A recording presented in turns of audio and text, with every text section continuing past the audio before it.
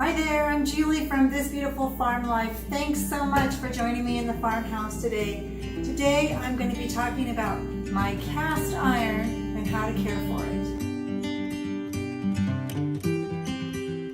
So I've had some questions about my cast iron because I've mentioned it in other videos and I cook with it all the time. So I thought I would just take a little quick opportunity to show you all the different pans that I use and how I use them and how we care for our cast iron on a day-to-day basis while we're using it. So I have a little story to tell about my first years of marriage. I had never grown up using cast iron, and when I married my husband, we inherited his grandmother's cast iron because that was the house that we lived in, and she'd passed away and the cast iron came with the house. And I thought, oh yeah, I know cast iron's supposed to be really great. And I tried to cook on it and it was a disaster. Everything stuck, everything was a mess. And his grandmother was a really well-known cook. She cooked for restaurants and harvest crews and everything around our area. And so I knew that there had to be a secret, but I couldn't figure it out. And this is before the days of internet. And so guess what I did with Grandma's cast iron? I put it in a yard sale. So nothing makes me sadder than that now to know that I gave away Grandma's cast iron and somebody else has it. But I do have some great pieces that I've collected over the years. So I'm going to just tell you about my cast iron pieces and how I care for it and what we can do to make cast iron work really well in every kitchen. So it's not as hard as you might think, and it's really easy to cook on. So the very first cast iron piece that I acquired was this vintage chicken fryer, and it has the little basting knobs on the bottom of the lid, and it's called a chicken fryer. It's I think a 10-inch around and pretty deep, and I can easily get a whole chicken in here. This one is a American cookware brand, and it came really smooth and really seasoned. Somebody had lovingly cared for it for a long time, so the inside is very well taken care of, and I've really had to do very little. I did do an initial seasoning on it, which I'll talk about, but other than that, not a whole lot, and I've used it for probably maybe 15 years now.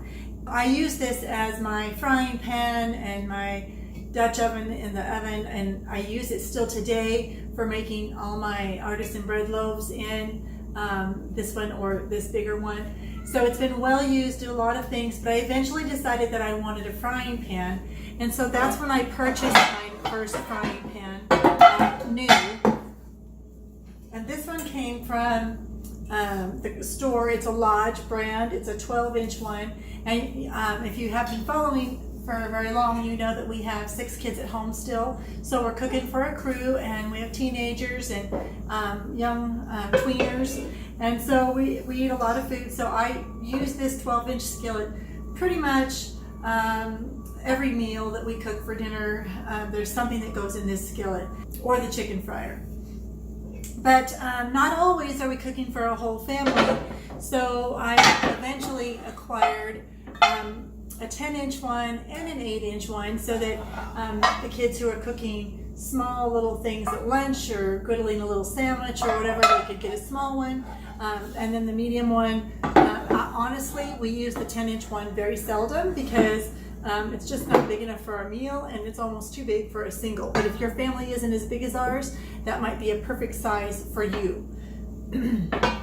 Not long after I got my skillet, I purchased this big, this is called a game roaster, and you can see it's a very long, oblong pan, very big, and I can get easily 2 chickens in here, and sometimes if the chickens aren't real big, I can get 3 chickens in here. So it's a really great way to cook up a lot of food all at once, a lot of meat all at once. I don't use it on my stovetop.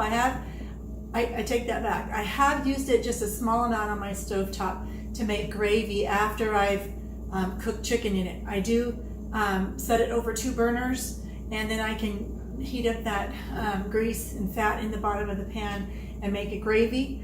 But for the most part, it's for oven roasting, and it's worked really great. This is also, I think, a Lodge brand pan as well. The next pan that I purchased then was my really large Dutch oven. And this one is a 12-inch, so it's really quite big. It's very heavy, but it's very sturdy. I know my kids and grandkids, somebody will inherit it and it will go on. It also has the drip buttons on the bottom so that it's self-basting and in the lid. And so this is the one I use most often for us to cook chicken in. In fact, I think I posted a picture not too long ago on Instagram and Facebook of a couple chickens, and they were in this large pan. Then we decided that we changed stoves. We had a regular coil burner stove until a couple years ago, and we were finally able to purchase a new gas range oven. So the whole thing is gas, so we are completely able to be off the grid with that. And it has really big grates on it that you're using to cook on. And I had a really difficult time with the griddle that I was using before. And so we decided to purchase a new griddle. And this one is also Lodge. And it has a two-side effect, so you can sear meat over a seared edge, or on this side you can use it for pancakes. And we just put this over 2 burners and it works great. The next pan I bought is this one, and it's still a little warm because my son was just using it for lunch. And it's also a little dirty, so I'm going to show you how I clean that in just a minute.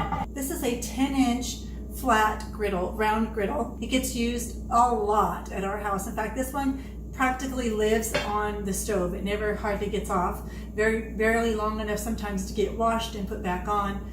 And so it's very heavily used. Since we have this, but this is why we don't use that 10-inch skillet much anymore, because this is so handy for flipping sandwiches or doing quesadillas, or just imagine anything that you want to heat or melt. We make crepes on here, we make omelets on here. So it's super, super easy, and we use it all the time.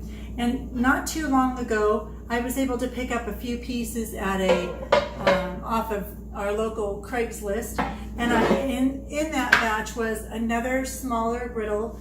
This one's still pretty rough. We haven't used it much. I really need to do some work on it, but I haven't done that yet. And we also got this 12-inch flat round griddle. And so this one, another one we use a lot. This one and the 10-inch one tend to spend a lot of time on our stovetop. The kids, we don't have a microwave, so everything is cooked on the stove. We do have a little toaster oven that we sometimes use to warm things up, but we use these flat griddles for pretty much everything that we want to warm quickly on the stove, or cook all of our eggs or any of those things. And then the last one that I want to show you is just a little bit larger fryer, and it's a covered fryer, so it's deeper than my other 12-inch, which I really like. This one, it does not have the basting lid. It's a smooth lid, but I still use it for cooking meat. Last night I made country spare ribs in here. I do chicken thighs in here, things that I can spread out low, put a barbecue sauce or sauerkraut or something over, and put the lid on and bake it really quick. So this is great too. This one is just an off-brand. It's not even anything really fancy, but again, I got it for pretty cheap in this set off of Craigslist, and we do use them all the time. So all of these pans are well used and well loved. So I hope you enjoyed this little talk about my cast iron, and maybe it will help you venture off into cast iron cooking. Modern day pans, there's a lot of options out there. I know some of them are really bad for you, like the non-stick surfaces. So don't ever use a non-stick pan, because all that comes off and goes in your body. But if you want to venture into cast iron cooking, I encourage you to try it. It's not as hard as it looks, and it makes your food cook beautifully. So I hope this helped you and encouraged you, and I'm glad you joined me here in the farmhouse today. If you're new to my channel, please hit that subscribe button and come on back and watch me here each week. I put new videos up every week on fresh, nourishing food, wholesome living, and simple farmhouse beauty. Thanks for joining me here. Bye now.